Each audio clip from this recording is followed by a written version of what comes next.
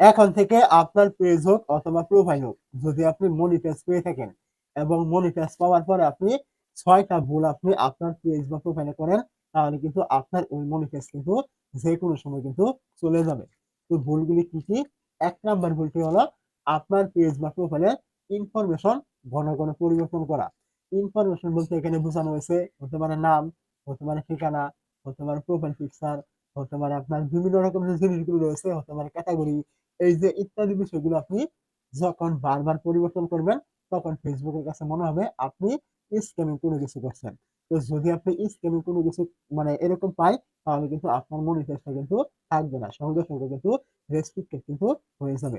তো ২ নাম্বার যে ভুলটি রয়েছে সেইটা হলো আপনার যেই পেজ অথবা আইডি রয়েছে এইটা দিয়ে আপনি কখনোই কাউকে অতিরিক্ত পরিমাণে লাইক, কমেন্ট, শেয়ার, আপনার ভিডিওগুলি বিভিন্ন রকম গ্রুপে শেয়ার এগুলো আপনি করবেন না।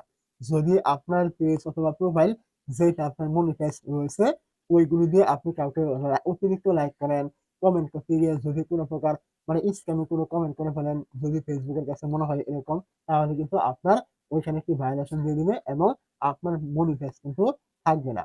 তো অবশ্যই আপনি এটা মনে রাখবেন। ৩ নাম্বার ভুলটি হলো আমরা অনেকেই কিন্তু এ আমাদের ভিডিওগুলোতে বিভিন্ন রকমের মিউজিক কিন্তু ব্যবহার করে থাকি। যদিও কপিরাইট ফ্রি মিউজিক এগুলো ব্যবহার করি। কিন্তু যদি কোনো ক্রমে আপনার এই মিউজিকগুলোতে ক্লেম চলে আসে, তাহলে কিন্তু আপনি এখান থেকে মনিটাইজ করে কিন্তু একটি টাকাও কিন্তু আপনি পাবেন না। যাদের মিউজিক আপনি ব্যবহার করেছেন, যারা ক্লেম দিবে তারা কিন্তু ওই ভিডিওগুলো থেকে ইনকাম কিন্তু হবে। আপনার কিন্তু কোনো কিছু হবে না। আর যদি কপিরাইট কোনো কিছু দিয়ে থাকে, তাহলে অবশ্যই কিন্তু আপনার মনিটাইজটা কিন্তু রেস্ট্রিক্টেড কিন্তু করে দেওয়া হবে। অবশ্যই অন্যের মিউজিক থেকে সবসময় দূরে থাকবেন। প্রয়োজন না হলে আপনি দিবেন না। যদি আপনি এন্টারটেইনমেন্ট কোনো কিছু নিয়ে কাজ করেন, তাহলে আপনি মিউজিকের প্রয়োজন হলে ফেসবুকের যে বিভিন্ন ফেসবুকের যে আপনার অডিও লাইব্রেরি রয়েছে ওইখান থেকে আপনি ব্যবহার করতে পারেন। এছাড়া আপনি আদার্স কোনো কিছু ব্যবহার করবেন না। সবসময় আপনি চেষ্টা করবেন কোনো প্রকার মিউজিক যেন আপনার ভিডিওগুলিতে দেওয়ার প্রয়োজন না হয়। ৪ নাম্বারে যেটা রয়েছে আপনার ভুলটি সেটা হলো আপনার পেজের ভিডিওগুলি বা প্রোফাইলের ভিডিওগুলি যেগুলোতে মনিটাইজ রয়েছে এগুলো আপনি অতিরিক্ত পরিমাণ ডিলিট করবেন না। কথার কথা বলছি, আপনার এখানে ২০ টা ভিডিও রয়েছে। এখন আপনি এইখান থেকে একদিনেই ১০ টা ভিডিও আপনি ডিলিট করে ফেললেন। যদি অতিরিক্ত পরিমাণ একদিনের ভিতরে ভিডিও ডিলিট করেন, তাহলে কিন্তু হুট করে আপনার মনিটাইজটা কিন্তু চলে যাবে, থাকবে না। অবশ্যই আপনি ভিডিও ডিলিট করার ক্ষেত্রে মানে অল্প, অল্প করে ডিলিট করবেন। ১ টা বা ২ টা এর বেশি আপনি ডিলিট করবেন না। ৫ নাম্বার যে আপনার ভুলটি রয়েছে সেটা হলো আমরা অনেকে কিন্তু একটা পেজ রয়েছে আমরা মানে এই পেজের আন্ডারে যে Facebook আইডি রয়েছে এইখানে আমরা কোনো প্রকার অ্যাডমিন এড করি না। যদি আপনি এখানে অন্য কোনো অ্যাডমিন এড না করেন, তাহলে কোনো ক্রমে যদি আপনার যেই পেজটা যেই আইডি দিয়ে খুলেছেন ওইখানে যদি কোনো প্রকার সমস্যা হয় বা আইডিটা নষ্ট হয়ে গেল, তাহলে কিন্তু আপনার পেজটা কিন্তু আর থাকবে না। ওই আইডির সাথে কিন্তু আপনার চলে যাবে। আপনি কিন্তু রিকভার কিছু করতে পারবেন না। এতে আপনার মনিটাইজ আইডি সবকিছু কিন্তু চলে যাবে পেজ সহ।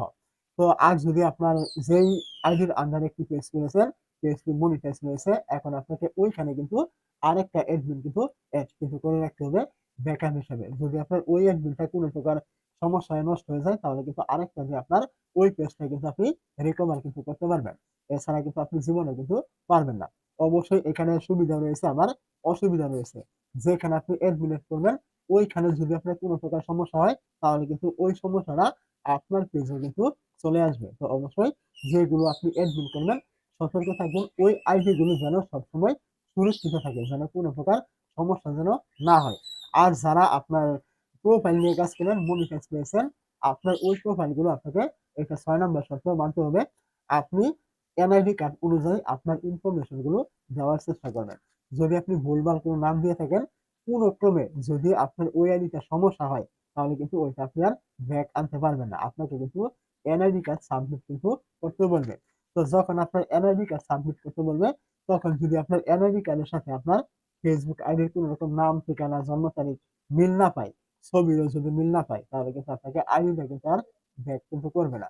তো অবশ্যই এই যে আমি কিছু ভুলের কথা বললাম, আপনি আপনার পেজ হোক অথবা প্রোফাইল হোক মনিটাইজ পেলে আপনি এইখান থেকে এই ভুলগুলি আর করবেন না।